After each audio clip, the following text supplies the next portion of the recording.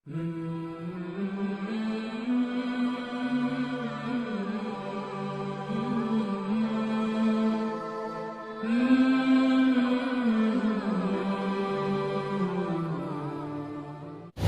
حیدر کے نام سے تو سوشل میڈیا سے وابستہ لوگ یقیناً واقف ہوں گے۔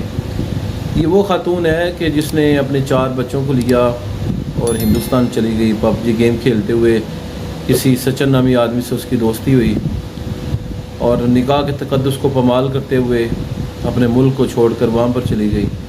وہاں پر جا کر ایک آدمی کے نکاح میں ہوتے ہوئے کسی دوسرے سے نکاح کر لیا۔